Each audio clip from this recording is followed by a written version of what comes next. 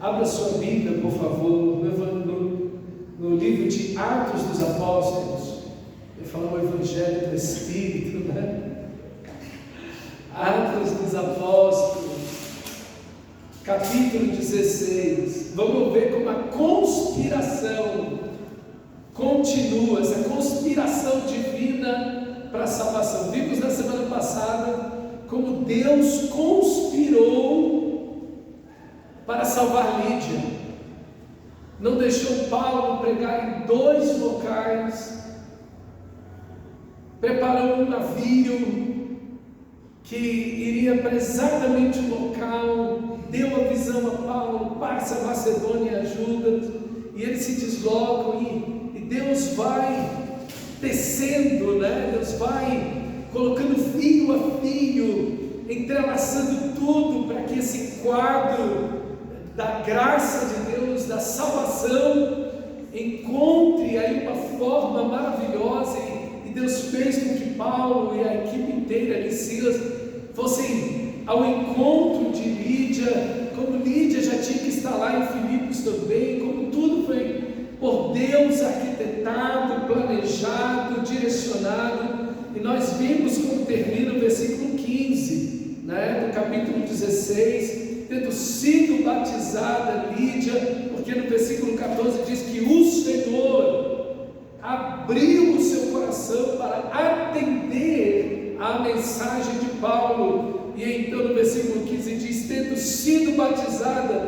bem como os da sua casa, ela nos convidou, dizendo: se os senhores me consideram crente no Senhor, venham ficar na minha casa. E nos convenceu a isso. Então Lídia já começa a sua vida cristã da maneira certa. Primeiro encontro pelo próprio Deus, ok? É batizada e já comunica esse evangelho maravilhoso para a sua família, e já vive uma expressão de amor e cuidado para com a igreja do nosso Senhor. São evidências da salvação de uma pessoa, ok? E vamos ver como essa conspiração continua no versículo 16. Certo dia, dirigindo-nos para um lugar de oração, encontramos uma jovem escrava, possessa de um espírito pelo qual predizia o futuro. Ela ganhava muito dinheiro para os seus senhores com adivinhações. Essa moça seguia a Paulo e a nós, gritando: estes homens são servos do Deus Altíssimo e anunciam o caminho da salvação.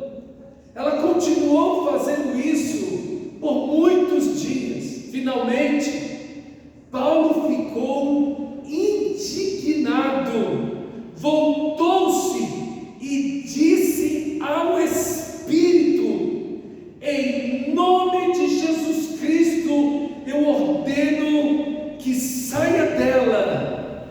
No mesmo instante, o Espírito a deixou. Que texto impressionante, irmãos! Como esse espírito de adivinhação, ou que predizia o futuro, estava operando na vida dessa menina. E aqui nós temos a primeira coisa, é que essa moça era duplamente escravizada. Ela era escravizada fisicamente, porque ela tinha senhores, não sabemos quantos eram, mas ela tinha algumas pessoas que eram donos dela, que compartilhavam o dinheiro que comprou essa moça. E então ela tinha o seu corpo, a sua liberdade escravizada, mas ela também tinha a sua alma e o seu espírito escravizado agora por poderes malignos. Havia um espírito, e aqui literalmente do grego de Piton, era uma crença grega da época, que uma serpente adivinhava o futuro. Então essa menina estava possuída por esse espírito maligno, chamado o espírito de Piton. E aí então ela adivinhava e dava muito dinheiro ao seu senhor. Essa palavra aqui, uma jovem escrava, descreve uma pessoa de no máximo 12 anos de idade. Máximo 12 anos. Ela era uma donzela. Essa palavra aqui era uma palavra usada por uma menina antes do ciclo menstrual. Era uma donzela, talvez uma criança de 7 anos, 6 anos. Então veja, meu amado irmão, como Satanás é. Lembra daquela menina, daquela senhora que chegou para Jesus e disse: Senhor, tem compaixão de mim, minha filhinha está terrivelmente endemoniada. Irmãos, o diabo não quer saber se é criança, se é jovem, se é adolescente, se é homem, se é mulher, se é velho. O diabo não quer saber de nada disso. Se ele tem um espaço, ele vai entrar, ok? Se ele tem um espaço, ele vai entrar. E aqui a gente também precisa perder essa ideia de que os povos pagãos estão bem felizes. Não, eles estão bem, eles estão felizes. Não, os índios lá no meio do mato, sem conhecer nada e nem ninguém, eles estão salvos. Não, eles não estão salvos. Eles são pagãos, são pessoas que vivem na idolatria, na feitiçaria, né? Eles têm crenças terríveis. Por exemplo, uma das crenças, e existem algumas tribos aqui no Brasil que têm essas crenças, que tem essa crença em específico, que a mulher fica grávida do seu marido. E quando ela está grávida do seu marido, então ela começa a ter relação sexual com todos os homens da aldeia, porque eles acreditam que a criança é formada conforme as relações sexuais. E para que essa criança seja amparada por todos os homens da aldeia, então depois de grávida ela tem relação sexual com todos os homens. Essa é uma crença de tribos indígenas aqui do Brasil. Outra crença é que quando nasce gêmeos, um é um demônio. Então acabam ou matando as duas crianças, ou matando uma criança, abandonando na floresta, ou colocando no cupizeiro. Então a gente às vezes acha que esses povos são felizes, tem esperança, e a gente, quando ouve o testemunho de um indígena que foi convertido à graça de Deus, a gente vai ver como eles falam das suas próprias crenças, de como eles foram libertos da escravidão, do medo que é a idolatria, que é o paganismo, que é a feitiçaria. Então, meus irmãos, essa menina, ela adivinhava o futuro. Aqui há mais um estado de enganação, ok? Há mais um engano, e a Bíblia é muito clara nisso. Ora, o Espírito afirma expressamente que nos últimos tempos alguns apostatarão da fé por obedecerem a espíritos enganadores e a ensinos de demônios. Veja que é sinônimo: espíritos enganadores e ensino de demônios. Isso está lá em 2 Timóteo capítulo 4 versículo 1. Também em 2 Tessalonicenses capítulo 2 a gente vê a manifestação do diabo no fim dos tempos, ainda mais forte, com mais engano, com mais poder. Então a gente tem que ter cuidado com essa questão aqui, dessas adivinhações. Não, fulano de tal me encontrou, nunca vi essa pessoa e ela me disse a minha vida. Foi Deus? Não necessariamente. Cuidado com isso. Eu já ouvi muito crente achar que isso é Deus falando. Não, essa pessoa estava num lugar, ninguém me conhecia, ninguém sabia quem eu era, e ali alguém foi lá e me disse: olha, você vê essa menina, ela não conhecia Paulo e Silas e ninguém daqui, mas ela está dizendo, e o que ela disse são duas verdades: esses homens são servos do Deus Altíssimo, que vos anunciam o caminho da salvação. Ela disse duas coisas, e as duas coisas são verdade.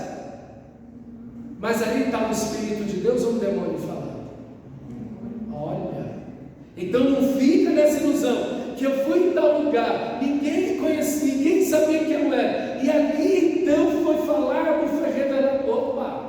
Nem sempre, nem sempre. E aqui, meus irmãos, fica um alerta para mim e para você. Cuidado com esse tipo de coisa, porque o engano não é uma mentira, é a mistura da verdade verdade com a mentira. Por isso é o engano. O engano nunca é uma mentira. O engano sempre tem um punhado, uma medida, uma porção da verdade. Cuidado com isso, ok? Cuidado com isso. Ah não, mas lá o pessoal lá abre a Bíblia e tudo e lê a Bíblia. Opa, cuidado com isso. Cuidado com isso, ok? Essa menina falou duas verdades assim, declaradas e corretas, perfeito? Então, tem cuidado com isso e cuidado também com essa ideia de profetize, irmão, declare, irmão, cuidado com isso. Por quê? Porque essa menina está adivinhando o futuro, ela está sendo usada pelo espírito maligno para falar o que vai acontecer. Se vai acontecer ou não, ok? É uma questão de engano aqui, perfeito? E às vezes Satanás diz algo e lá na frente ele trama para que aquilo aconteça. Então cuidado com isso. Mas veja, às vezes as pessoas olham assim, não, profetiza aí para o teu irmão, declara aí para o teu irmão. Cuidado com isso. Porque, irmão, isso é muito sério. É um sentimento do seu coração, um desejo do seu coração, é palavra de Deus. Tem uma diferença aqui. Às vezes você quer uma coisa boa para o seu irmão. Glória a Deus por isso. Irmão, eu estou orando para que Deus te abençoe. Irmão, eu estou orando para que Deus glorifique o nome dele na sua vida. Irmão, eu estou orando para que nessa situação você tenha a bênção, a vitória de Deus. Amém. Sem problema nenhum. Agora, a gente vê muita gente decepcionada com essa questão, principalmente vindo do pentecostalismo e não pentecostalismo, pessoas que vêm com essa ideia de eu declaro, eu profetizo e estão sendo enganadas e nada acontece, e essas pessoas acabam se decepcionando não com os homens, mas com Deus, porque o fulano de tal disse que Deus disse e nada acontece, que até tal dia vai acontecer tal coisa, e chega um dia e não acontece. Então, cuidado com esse negócio de eu profetizo, porque a Bíblia diz, Pedro diz isso em 2 Pedro 1, capítulo 1, versículo 19 e 20, ele diz, assim, temos ainda mais firme a palavra profética, ou a palavra dos profetas, e vocês farão bem, se nela prestarem atenção, como uma lâmpada que brilha em um lugar escuro, até que o dia clareie, e a estrela da manhã nasça no coração de vocês. A estrela da manhã que é Cristo. Antes de mais nada, saibam que nenhuma profecia da Escritura é de interpretação particular. Eu não posso dar um sentido que eu quero. Eu não posso dar um sentido que eu quero à Bíblia, à palavra de Deus. Mas, pois, jamais a profecia teve origem na vontade humana. Então eu profetizo, está errado, porque não está na vontade humana, não é da vontade humana. Porque, irmão, quando isso aqui acaba se assemelhando muito ao que essa menina está fazendo, a uma espécie de encanto, de feitiçaria, uma espécie de eu declaro, eu profetizo, então fica uma coisa. Cuidado com isso. Isso não é uma brincadeira. Isso não é algo que as pessoas podem brincar. E eu quero dizer para você que as pessoas têm brincado com isso, mas a Bíblia leva muito sério isso. Pois jamais a profecia teve origem na vontade humana. Nenhum profeta da Bíblia profetizou porque ele achou que, ele quis que. Não. Mas homens falaram da parte de Deus, guiados pelo Espírito Santo. Muito sério isso. O povo banalizou esse negócio. Eu profetizo, eu declaro para o seu irmão, profetiza para o seu irmão. O povo banalizou isso aqui. E fica mais uma coisa do paganismo do que uma coisa cristã de verdade. Cuidado, irmão, com essas coisas. Isso não é uma brincadeira. Então essa menina diz duas verdades. Então, lembrando que o engano nunca é uma mentira, mas sempre uma medida de mentira e verdade. Ela continuou no versículo 18, fazendo isso por muitos dias. Eu não sei porque Paulo sustentou isso por muitos dias. Eu não sei porque. Ele sabia que essa menina estava nessa situação. Talvez por ser uma criança, Paulo deve ter tido muita dó dessa menina, muita pena dela, mas chegou um momento que Paulo perdeu santamente as estribeiras. Ele teve uma santa indignação, ele teve uma ira santa, essa inconformidade de ver essa menina tão nova, presas nas garras do diabo, de Satanás, sendo usado por aqueles senhores dela. Então Paulo vai dizer, voltando-se, disse não à menina. Ele não falou para a menina, ele falou para o espírito maligno e disse, em nome de Jesus Cristo, eu ordeno, sai dela. E no mesmo instante o espírito a deixou. Então, que coisa maravilhosa, o poder do Evangelho. Imediatamente, o espírito a deixou. Veja aqui, irmão, que cuidado também aqui com essa ideia de em nome de Jesus. Em nome de Jesus. Cuidado com essa ideia, porque nós temos que usar a expressão em nome de Jesus. Mas o que significa em nome de Jesus? Significa fazer aquilo que Cristo faria. Cristo faria isso. Então, em nome de Jesus, então, diante de um endemoniado, o Senhor da glória libertaria ele. Então, em nome de Jesus, eu te ordeno, espírito maligno, sai dessa pessoa. Então, em nome de Jesus é fazer a vontade de Jesus. É fazer a vontade de Jesus. Então, pouco banalize essa expressão em nome de Jesus, que também, infelizmente, a maioria dos crentes banalizou esse negócio. Entendeu? Em tudo, as pessoas acabaram banalizando tanto essa ideia da profecia, que é seríssima, como nós vimos em 2 Pedro, capítulo 1, versículo 19 e 20, como também essa questão do em nome de Jesus. Cuidado com isso.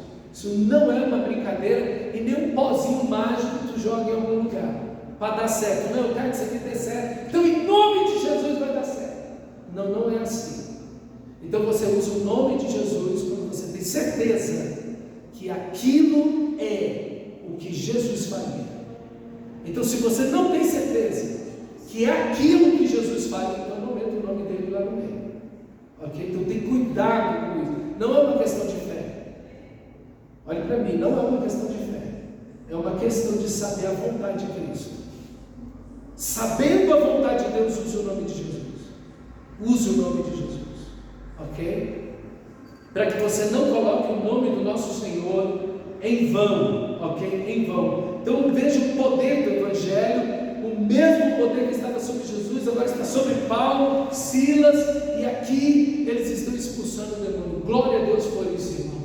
Ninguém pode fazer isso, apenas o Senhor da glória, apenas Jesus, apenas o nosso Senhor maravilhoso pode fazer isso. E aqui talvez. Oi. Pegando o gancho aí, pode citar aqueles dois filhos do sacerdote. Em nome de Jesus, levaram para a sua. Sim, no próprio livro de Atos, lá na cidade de Éfeso, a gente vai chegar nesse texto. Em nome de Jesus que Paulo prega, sai. Eu sei que é Jesus, eu conheço Paulo. Vocês? Eu nem pensei em Jesus. E bateu neles, ok? Você vai ver hoje pessoa que ninguém não conhece Jesus nem nada, né? E está falando em nome de Jesus. Sim, virou uma ideia mágica. Olha, profetiza aí, declara em nome de Jesus. Então fica uma coisa mística, é bem paganismo mesmo. É como se fosse um pó mágico que você joga naquela situação para aquilo acontecer. Não é assim, não funciona assim, não é bíblico isso, ok? Tenham cuidado com isso. Gosto de pensar nessa menina convertida. A gente não sabe se converteu, mas eu quero dizer para você que nunca mais a vida dela foi a mesma. Nunca mais a vida dela foi a mesma. Olha, esse encontro com Cristo, nessa experiência extraordinária de libertação, a vida dela nunca mais foi a mesma. Nunca mais. Que coisa maravilhosa. Provavelmente os seus seus senhores, perdendo ela a capacidade de adivinhar aqui no caso, porque o espírito maligno saiu dela, perdendo essa habilidade aí de predizer alguma coisa, de enganar as pessoas. Ela deve ter sido vendida ou alguma coisa nesse sentido. Quem sabe Lídia comprou. Que coisa bonita de pensar, não é? E é uma menina dessa convertida, uma das primeiras crianças da igreja, vindo desse jeito. Eu gosto muito de pensar assim. Talvez eu esteja meio iludido ou romantizando demais o texto, mas seria muito bonito se fosse assim, ok? Uma grande chance, uma vez liberta e conhecendo, esses são os servos do Deus Altíssimo, que vos anuncia o caminho. Tem grande chance dessa menina ter se convertido, dessa menina ter entregue a vida dela para Jesus, e ainda talvez vivendo como escrava, servindo a Cristo Jesus. Que bonito, irmão, como o Evangelho muda. Está vendo a conspiração de Deus? Está vendo como Deus impede Paulo e a equipe inteira de ir para um lugar e para outro lugar, e vem no navio, chega no local, e veja, o diabo está tentando associar o trabalho de Paulo e da equipe com ele, e esse é um dos motivos que Paulo não aceita isso, porque Paulo expulsa esse demônio, porque aquela menina dizendo aquilo, o Evangelho está conectado a esse espírito maligno, como se esse espírito maligno tivesse em associação com o Evangelho. Paulo não aceita isso de jeito nenhum, expulsa esse demônio, e essa menina pode chegar ao Evangelho. Que coisa maravilhosa. Às vezes o diabo se levanta, mas toda vez que o diabo se levanta contra o povo de Deus, Deus usa o próprio diabo para salvar pessoas. Não é maravilhoso isso? Como Deus faz coisas que só Ele pode fazer. Não é Deus que transforma a maldição em bênção. O nosso Deus é maravilhoso. E a conspiração continua, versículo 19. Percebendo que a sua esperança de lucro tinha acabado, os donos da escrava agarraram Paulo e Silas e os arrastaram para a praça principal diante das autoridades, levando-os aos magistrados, disseram: esses homens são judeus. Primeira acusação, é uma acusação étnica, ok? É uma acusação racial. Eles estão perturbando a nossa cidade, uma acusação social, de perturbação pública, social, e depois propagando costumes que nós romanos somos proibidos de aceitar ou praticar. Uma acusação religiosa, costumes diferentes. Eles têm 3 acusações aqui contra eles. E, irmãos, quando o Evangelho chega numa cultura, ele vai mexer com a cultura. Se o Evangelho chegar numa cultura, ele não mexer com a cultura, não é o Evangelho. Não tem jeito, não tem jeito. O Evangelho chegou, vai mexer com a cultura. Deus salvou você. Sua família tem uma cultura. Lá na sua família tem uma cultura. Tem um costume, tem costumes, tem manias, tem histórias, tem jeitos de se fazer coisas, de trabalhar com dinheiro, de comer, de vestir. Sua família tem uma cultura. E essa cultura é a associação do pai e da mãe que vem se arrastando e aí vem. E obviamente a cultura onde nós estamos influencia as nossas famílias. E eu quero dizer para você, no dia que Deus salvou você, você vai ter conflito dentro da sua casa, porque a cultura da sua vida mudou. Agora a cultura da sua vida é o reino dos céus, é a cultura de Deus. Os seus valores são os valores de Deus. Você não vê mais o sexo, o dinheiro, a comida, os bens, o trabalho, o lazer. Você não consegue ver mais nada como você via antes. Isso vai entrar em choque direto com as pessoas da sua família. Por isso que quando alguém se converte, tem conflitos familiares. Se alguém se converte, não me converti, nunca tive um conflito na minha família. Olha, eu questiono a sua salvação, sinceramente. Eu questiono se Deus te salvou de verdade. Porque a não ser que tua família toda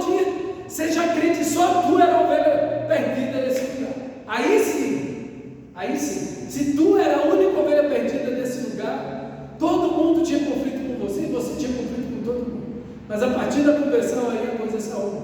Agora, se você é crente, um cristão verdadeiro na sua família, a sua família, tem gente não cristã, espere o conflito. Por quê? Porque a partir do momento que você tocar nos deuses, haverá violência. Vou repetir novamente. A partir do momento que você tocar nos deuses da sua família, Experiência própria. hoje, experiência própria. A partir do momento que você tocar nos deuses da sua família ou da cultura, vão responder com violência. Não tem jeito. Não, eu quero ser política, eu quero estar em paz com todo mundo. Então você não pode seguir Jesus. Jesus diz: eu não vim para lançar paz sobre a terra, eu vim para lançar espada e fogo. E quem dera que já tivesse ardendo. Jesus, o príncipe da paz, não dá, Senhor. Não estava pensando que o Senhor vinha fazer outra coisa. Sim, Ele veio salvar o que está perdido, trazer paz com Deus. Mas o fato de você ser cristão, eis que vos envio como ovelhas no meio de formigas. Amém, irmãos? Não. Eis que vos envio como ovelhas no meio dos lobos. Opa! Não tem jeito, irmão. Lobos e ovelhas são inimigos naturais. E você é ovelha. Mas quando eu era não convertido, eu parei diante desse texto. Eu falei assim: por que o Senhor não disse assim? Eis que vos envio como elefantes no meio das formigas. Nós os elefantes e eles as formigas. Eu fiquei lutando com Deus nesse texto. Porque nós somos as ovelhas. Porque nós somos a parte mais fraca. E o mundo são os lobos. Senhor, eles são mais fortes do que nós. E eu não tinha entendido ainda que as ovelhas têm um pastor. E o bom pastor dá vida pelas ovelhas. Então não tem problema de ser ovelha. Ok? Então, irmãos, ao tocar nos ídolos, se o ídolo da sua família é o dinheiro, se você viver de uma forma diferente em relação ao dinheiro, espere conflito. Espere conflito. Se o ídolo da sua família é o trabalho, e você não é mais escravo do trabalho, você trabalha, você estuda, bom funcionário, bom estudante, glória a Deus, mas em primeiro lugar na sua vida está Cristo. Espere conflito.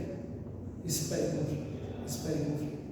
Porque não há como tocar nos deuses da cultura e ficar ileso. A resposta foi exatamente o versículo 22.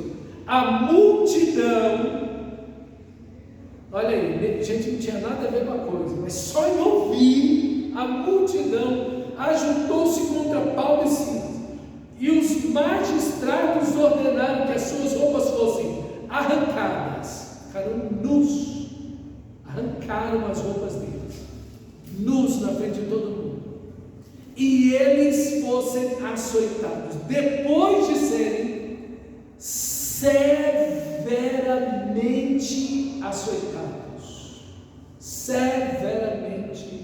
açoitados, foram lançados na prisão. Meus irmãos, olha o espancamento aberto. Paulo foi apedrejado na primeira viagem missionária e morreu. Agora ele é severamente, ele e Silas são os dois severamente açoitados com varas. Não é aquela varinha que o papai e a mamãe usam para, né? Não, é a varinha do amor. É pau, vara mesmo, galho de árvore, para machucar, com espinho e tudo, para eles ficaram das costas às pernas, de frente e de costas, todos retalhados, moídos, sangue para todo lado cobrindo eles. E não importa se pega na cara, onde pega, o pessoal batia, aqui não tinha limite, porque os magistrados, aqueles que deveriam estabelecer a lei e os limites, é que mandaram açoitar eles. Então aqui a gente não sabe quanto eles levaram, quanto eles apanharam. Eu sei de uma coisa, irmãos, com certeza eles chegaram algumas vezes perto do desmaio de tanta dor e sofrimento. E foram lançados, jogados na prisão. O carcereiro, versículo 23, o carcereiro recebeu instrução para vigiá-los com cuidado. Tendo recebido tais ordens, lançou-os no cárcere interior e prendeu os pés deles no tronco. Colocou eles no mais fundo, onde você tem vários portões de ferro antes de chegar na rua. Então botou eles lá no subsolo. Não sabemos em qual subsolo, se foi o primeiro, se tinha outro abaixo. O mais fundo possível, mais frio, mais fedido, mais escuro, mais cheio de ratos e bichos, é onde eles estão. Depois de estarem todo quebrado de pau, de vaca. Irmão, provavelmente foram jogados lá, quase desmaiados, se não desmaiados. E para ter certeza que não iam fugir, prenderam as mãos, os pés no tronco, para limitar qualquer tipo de movimento um pouco maior. Porque estão pregando o Evangelho. Eles foram aqui para esse lugar direcionados por Deus. Foi Deus que deu a visão para Paulo, dizendo: passa a Macedônia e ajuda-nos. Meus irmãos, por que Deus deixa essas coisas acontecer? Deus não podia defender-nos. Deus não podia mandar um anjo e acabar com aquilo tudo antes mesmo de serem espancados. Deus não poderia ter feito qualquer coisa para impedir. Às vezes, irmãos, Deus quando tece esse quadro da salvação, Ele usa fios vermelhos de sofrimento na vida dos seus filhos. E sejam as nossas alegrias, sejam as nossas vitórias, a alegria de pregar o Evangelho na beira do rio, mídia, sua família inteira, ser salvo, a vitória de você olhar para uma criança, expulsar o demônio dela, ver aquela menina livre, agora salva em Cristo. Mas seja um sofrimento extremo como eles estão passando. Em tudo, e por todos os meios, Deus está trazendo salvação aos perdidos. Pastor, por que eu estou sofrendo? Para a glória de Deus. Pastor, por que eu estou passando por isso? Para a glória de Deus. Por que essa enfermidade? Para a glória de Deus. Por que essa injustiça? Para a glória de Deus. E no meio da glória de Deus, a salvação de pessoas. A gente às vezes pergunta por quê e para quê de certas coisas. A gente deveria perguntar: Senhor, como tudo isso vai te glorificar? E quantas pessoas o Senhor quer salvar aqui? Na minha situação, no meu problema pessoal, na situação pessoal que eu estou vivendo. Quantas pessoas o Senhor quer salvar? Você já fez essa oração? Você já pensou assim? Ou você só vê o sofrimento pelo sofrimento e quer: meu Deus, eu quero ser livre disso o mais rápido possível, o mais rápido possível. E agora, o mais impressionante de tudo isso é o versículo 25. Depois de recobrar a consciência, um pouco das forças, sem comer, sem beber, o texto vai dizer: por volta da meia-noite, não há como dormir. As feridas estão todas abertas, os vergões estão todos levantados, batidas, espancamentos no mesmo local, abrindo a carne, o sangue descendo. Há um coração pulsando em cada ferida de dor, a sede extrema, o início já de uma febre, de tanta dor, de tanto sofrimento. Por volta da meia-noite, Paulo e Silas estavam orando e cantando hinos a Deus. Meus irmãos, esse texto é muito impressionante. Muito impressionante. Muito impressionante. Mas eu não quero que você olhe para Paulo e Silas. Eu quero que você olhe para Cristo Jesus. Porque, irmão, não é uma coisa humana o que está acontecendo aqui.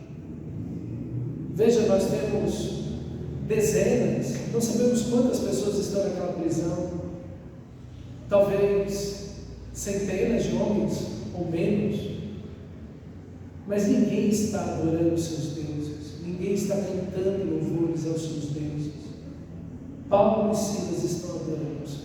Eu quero dizer para você que a graça de Deus vai te fortalecer em todo momento. Em todo momento. A graça de Deus, o poder de Deus, a plenitude do Espírito nos fortalece em qualquer situação, de dor, de doença, de sofrimento, de desesperança, de medo, não importa o que seja, a graça de Deus nos fortalece. Irmão, essa igreja nasceu em oração, essa igreja se desenvolve, cresce em oração. Essa igreja passa por sofrimento em oração. Com certeza essa igreja está reunida, orando em vigília por Paulo e Silas, que estão na prisão, e com certeza irmãos foram até aquela prisão para levar roupas, remédios, comida e água, e não puderam ter acesso a eles. Porque ninguém que é um cristão decente ficaria parado orando. Paulo e Silas estão lá tudo quebrado na prisão, e a gente está aqui, vamos dormir, gente? Está na hora, meia-noite, né? Hora de dormir, cansado, trabalhando o dia inteiro. Não. Há uma vigília com certeza acontecendo com eles. Há uma oração por parte da igreja, e eles estão lá orando ao Senhor. Eu quero dizer para você que você deve transformar tudo em oração da sua vida. Cada vergão, cada sofrimento, cada injustiça, cada alegria, cada vitória, cada bênção, tudo em oração. Irmão, que você aproveite os momentos de paz para crescer na fé, porque Silas poderia estar reclamando com Paulo aqui: Paulo, nós estamos aqui porque você disse que teve uma visão para a gente vir para esse lugar. Agora veja se é Deus que quer a gente nessa situação. Veja se é Deus, se é a mão de Deus a gente está aqui. Por que tu foi expulsar o demônio daquela menina? O que é que tu foi se meter com aquela menina? Ela já estava falando atrás da gente, gritando, mentia. Deixasse ela, Paulo. Eu estou todo arrebentado aqui e preso. E a culpa é sua. Teria sido essa sua reação? Seu pastor te meteu numa enrascada terrível, tu está preso por causa do seu pastor, e apanhou por causa do seu pastor. O que você faria? Nunca mais você da igreja de Paulo, ou para outra igreja. Essa igreja aqui está demais, está ruim demais, está apertado demais, está difícil demais. Que igreja complicada essa que Paulo faz, muito difícil. Meus irmãos, esses homens cheios do Espírito Santo, cheios de Deus, estão orando e e cantando hinos de louvor, gratidão e adoração. Eu quero dizer para você que se você não orar e não cantar, você vai murmurar. Você vai estar de um lado da situação. Ou você vai estar orando, dependendo de Deus, glorificando a Deus, exaltando a Deus, bendizendo a Deus, sem questionar a Deus, só adorando a Deus. Ou você vai estar do outro lado murmurando, reclamando de Deus, da igreja, do diabo e de todo mundo. Ou você ora e adora, ou você murmura. Não tem outro jeito de lidar com isso. E eu espero, meu irmão, que seja a sua atitude como a de Paulo e Silas. Permanecer unidos, orando e adorando a Deus, buscando o Senhor, lembrando como Cristo sofreu por nós naquela cruz, e agora estamos nós sofrendo por Ele. Estamos semelhantes a Cristo, por causa de Deus, por causa do reino de Deus, estamos sofrendo tudo isso aqui. Glória a Deus por isso, porque a gente podia estar sofrendo por estar pecando, por estar mentindo, por estar roubando, por estar fazendo um monte de coisa errada, mas nós estamos sofrendo pelo Evangelho. Glória a Deus por isso. Meus irmãos, que texto maravilhoso, e eu quero reafirmar isso para você. O Senhor nosso Deus dará graça a você para passar por toda e qualquer luta que vier na sua vida. Ele não te deixará sozinho. Você não está só nas piores situações. Você não está só. O Senhor está na prisão com você. Quando você passar pelas águas e pelo fogo, Ele vai estar lá. Quando acenderem a fornalha e te jogarem lá, Ele vai estar lá andando com você. Ele não livrou você das muitas águas e do fogo.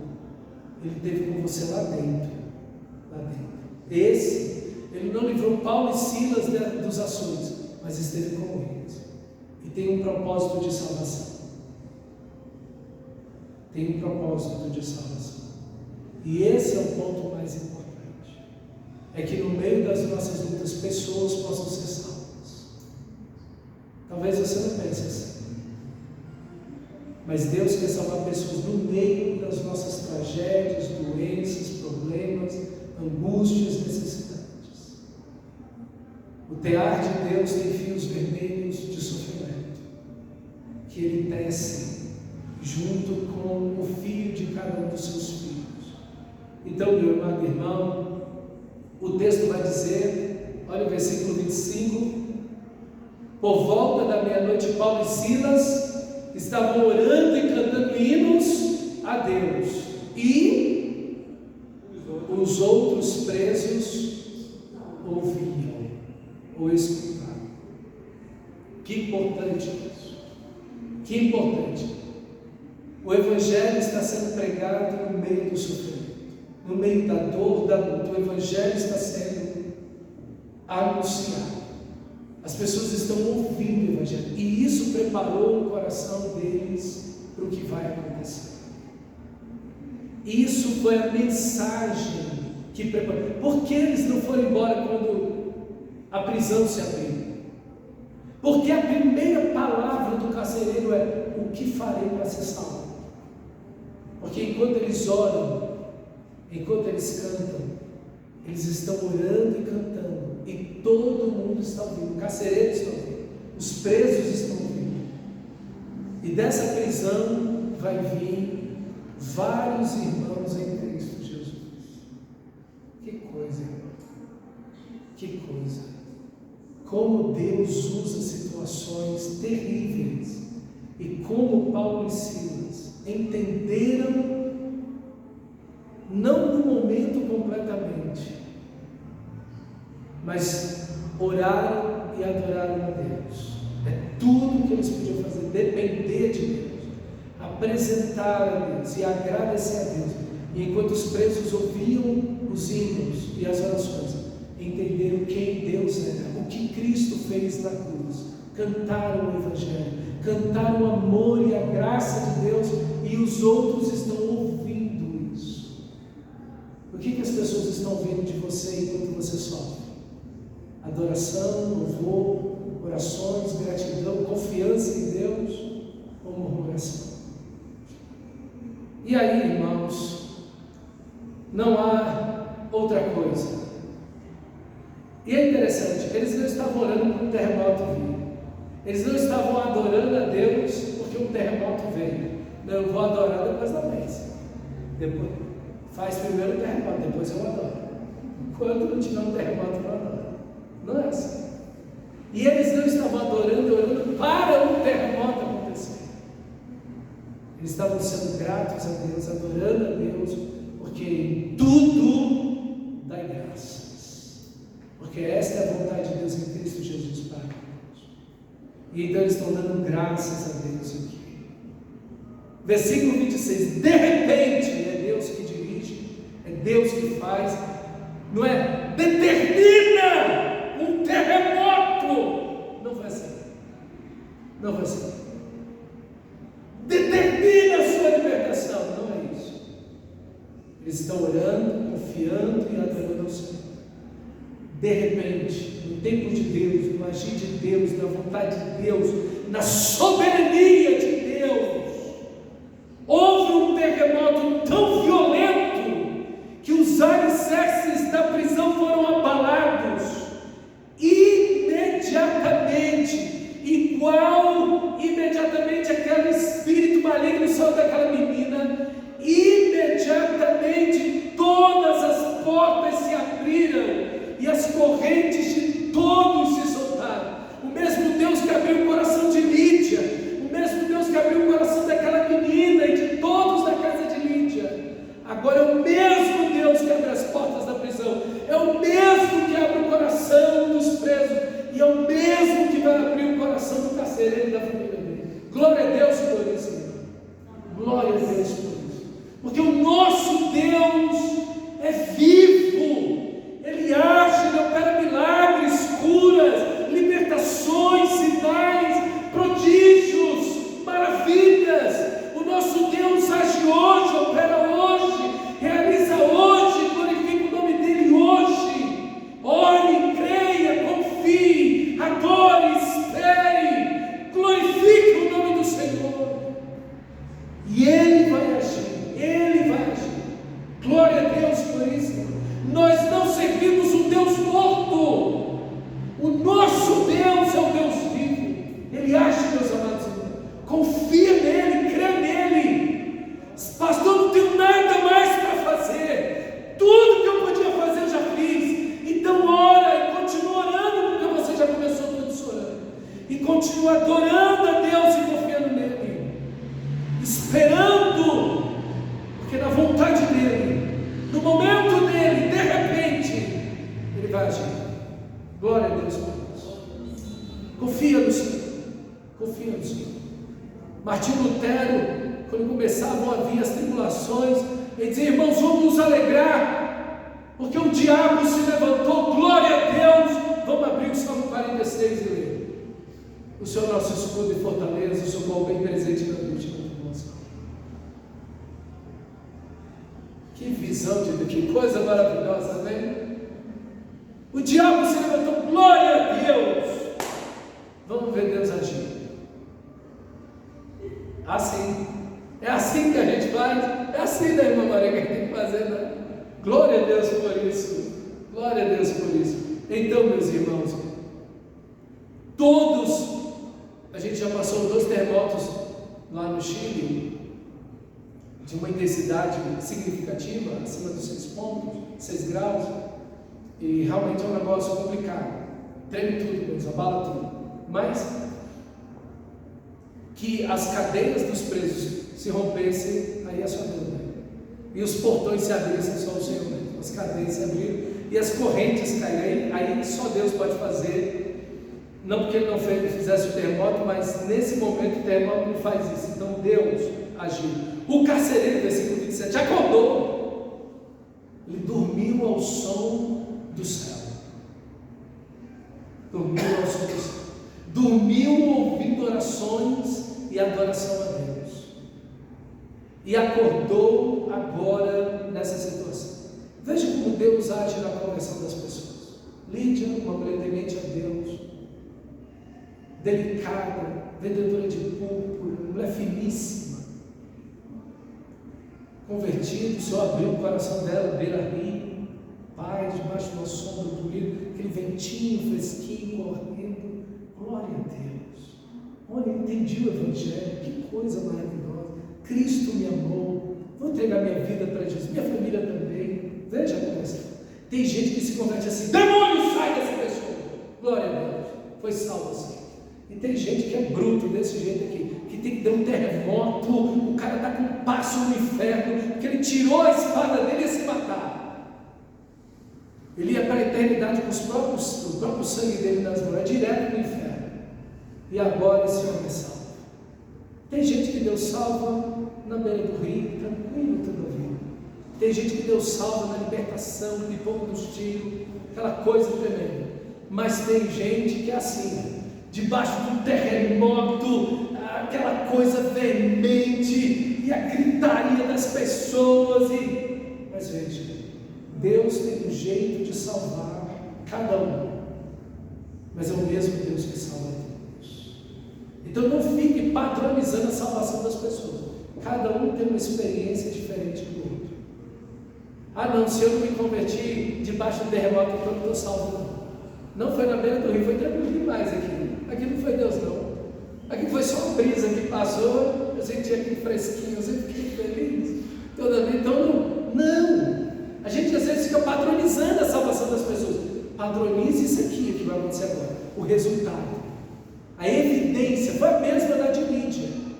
A evidência da salvação desse homem. Olha o texto sagrado. O carcereiro, versículo 17, acordou e vendo abertas as portas da prisão, desembainhou uma espada para se matar, porque pensava que os presos tinham fugido, e era pena de morte dormir, e era pena de morte deixar que os presos fugissem, então ele ia morrer de qualquer jeito. Paulo, porém, gritou: não faça isso, estamos todos aqui. O carcereiro pediu luz, entrou correndo e trêmulo, prostrou-se diante de Paulo e Silas, então levou-os para fora e perguntou: senhores, que devo fazer para ser salvo? Que coisa maravilhosa, está vendo? Deus pega um homem bruto, um cara carrancudo, lidando com um preso. Tem que ser um cara ruim, mau, durão, sem dó, piedade de nada e ninguém. Tem que ser esse cara bruto aqui. E Deus vem e quebra ele. Que coisa poderosa.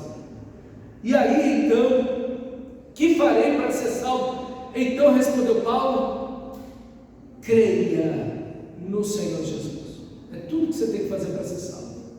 Creia no Senhor Jesus e será salvo tu e a tua casa.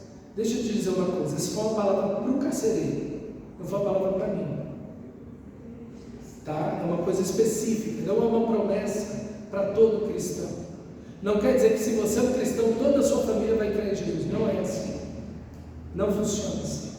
Eu sei que o meu desejo é o seu desejo, mas não funciona dessa maneira. Você não pode pegar esse texto aqui e dizer: isso é uma palavra de Deus para mim. Não, é uma palavra específica de Deus para o carcereiro. Deus pode fazer, pode, mas nem sempre acontece. A experiência de muitos cristãos em toda a história, desde Abel até os nossos dias, e vai ser assim, que muitos não creram, apesar de terem homens e mulheres de Deus como familiar, ok? Então, não tome essa palavra como se fosse uma palavra de Deus para todo cristão. Ok? Porque você pode olhar e falar: não, poxa, eu estou frustrado porque Deus não cumpriu isso aqui. Não, essa palavra foi uma palavra específica para o carcereiro. Ore pela sua família, clame por eles, chore por eles, dê bom testemunho, pregue o Evangelho. Mas não quer dizer que a nossa família inteira vai ser salva.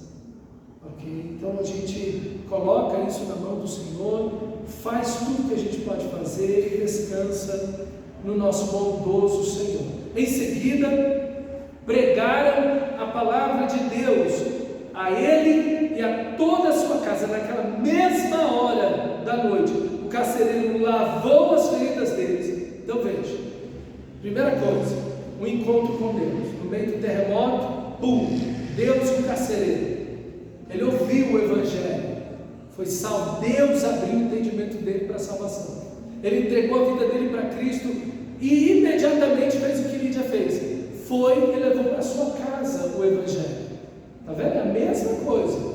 E agora, Lídia não hospedou Paulo e Silas? Quem está cuidando agora dos discípulos apóstolos? Está vendo que a evidência da salvação é a mesma? Não importa se é Lídia, não importa se é carcereiro, não importa se é uma mulher fina, rica, não importa se é um cara bruto daquele jeito lá, não importa. Se foi salvo, tem a mesma evidência. As evidências da salvação são as mesmas. A maneira como foi salvo aí vai de cada um, do agir de Deus em cada um. Mas o resultado é o mesmo.